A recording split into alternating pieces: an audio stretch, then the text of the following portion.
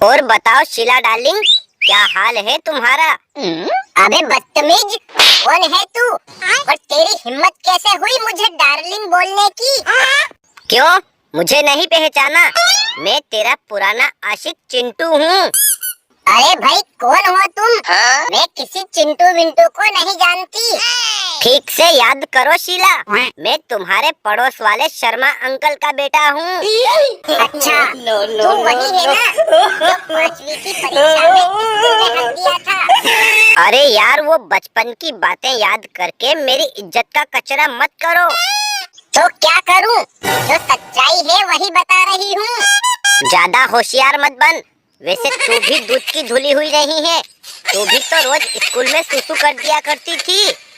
अबे चुप हो जा कमीने, जो मेरी इज्जत का पंचनामा कर रहा है। ठीक है, अब तुम भी मेरी पोल मत खोलो और मैं भी तुम्हारी पोल नहीं खोलूंगा। हाँ हाँ ठीक है, अब फटाफट बता क्या काम है?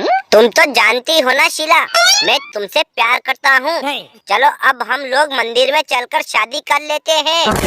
जा जा, गेंडे सी शक्ल तेरी, और मैं तुझसे शादी करूंगी? अरे मैं तो गोपाल से प्यार करती हूँ और उसी से शादी करूंगी।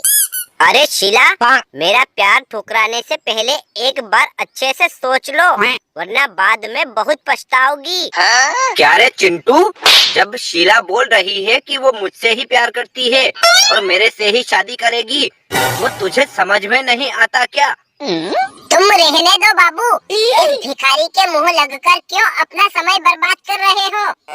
अरे शीला, तू जानती नहीं है मैं कौन हूँ, इसलिए भिखारी बोल रही है। जब हकीकत पता चलेगी तो पैरों तले से जमीन खिसक जाएगी। तू कोई भी हो, उससे मुझे क्या लेना देना, लेकिन तू भी एक बात कान खोल के सुन ले। मेरा गोपाल हवलदार है, अगर मुझसे ज्यादा बहस करेगा तो उठा के तुझे थाने में डाल देगा। और तू भी एक बात कान खोल के सुन ले, जिस थाने में तेरा गोपाल कांस्टेबल है, मैं उसी का थानेदार हूँ। अरे गोपाल, आप गुस्सा क्यों कर रहे हो? मैं तो बस मजाक कर रही थी और तुम्ही से शादी करके जिंदगी भर तुम्हारी रानी बन के रहूंगी। ये क्या बोल रही हो शीला? तुम तो मुझसे प्यार करती थी ना, और तुम इस तरह मुझे धोखा दोगी तो मेरा क्या होगा? तेरा प्यार व्यार गया भाड़ में, तो अच्छी तरह से जानता है ना, जब सामने एक तरफ गुलाब जामुन और एक तरफ सूखी रोटी हो तो गुलाब जामुन फूलना ही अक्लमंदी का काम है। वही बात तेरा क्या होगा? तो जा जाकर नाली में डूब के मर जा। दोस्तों, कॉमेडी वीडियो अच्छा लगा हो तो इसे लाइक और चैनल को भी सब्सक्राइब कर देना। यहाँ पर रोज ऐसे ही मजेदार वीडियोस देखने को मिलते रहते हैं। मोनालिसा, अरे ओ मोनालिसा, कहाँ मर गई? क्या हुआ जी? आप इतनी सुबह सुबह कौवे की तरह काव काव क्यों कर रहे हो? अरे भाग्यवान, तुम्हारा वो निकम्मा बेटा ननिहाल से लौटकर वापस आ गया है या अभी तक वहीं पर पड़ा पड़ा मुफ्त की रोटियां तोड़ रहा है? खबरदार, अगर मेरे लाल के बारे में कुछ उल्टा सीधा बोले तो मैं आपकी मुंडी मरोड़ दूंगी। अरे मेरी माँ, मेरी मुंडी बाद में मरोड़ना, पहले तू अपने लाल को बुला ले, उसकी एग्जाम पास में आ गई है।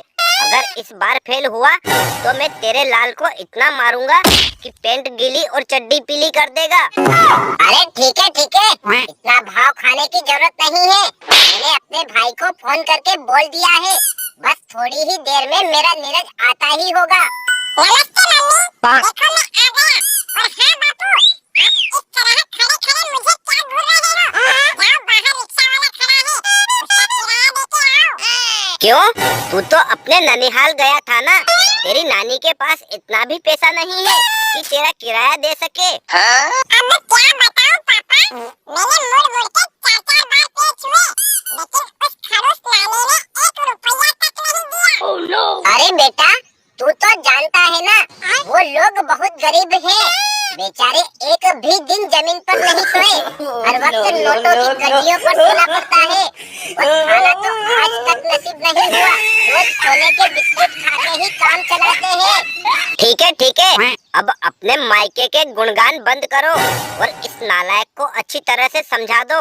इस बार की एग्जाम में 99.99% बनाना है, वरना इसे मैं मार कूट के अपनी जमीन जायदाद से बेदखल कर दूंगा।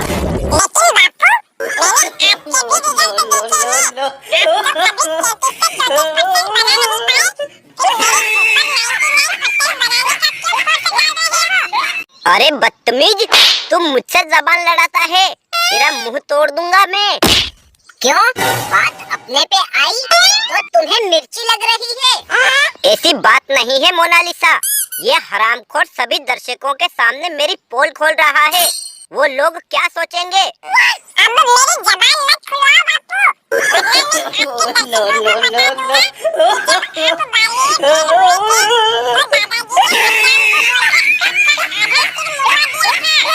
ठीक है मेरे बाप, मुझसे गलती हो गई जो मैंने तुझसे पंगा लिया, लेकिन बस तू मेरी इज्जत का ख्याल रख लेना, सिर्फ पास हो जाना, वरना मेरी इज्जत मिट्टी में मिल जाएगी। हाँ बेटा, तेरे इस जलील बाप के साथ साथ मेरी भी इज्जत का ख्याल रख लेना। अगर तू फेल हो गया तो मैं लोगों को अपना मुंह नहीं दिखा पाऊंगी। कोई बात नहीं मम्मी, आप चिंता मत करो, चाहे 33% ही बने, लेकिन मैं पास होके ही दिखाऊंगा। दोस्तों, इस बार आप 12th में कितने % बनाने वाले हो, कमेंट में बताइए। और हाँ, अगर वीडियो अच्छा लगा हो तो इसे लाइक करके चैनल को भी सब्सक्राइब कर लीजिए। और अगर आप लोगों को इसका नेक्स्ट पार्ट चाहिए तो भी कमेंट कीजिए, वो इससे भी और ज्यादा फनी होने वाला है।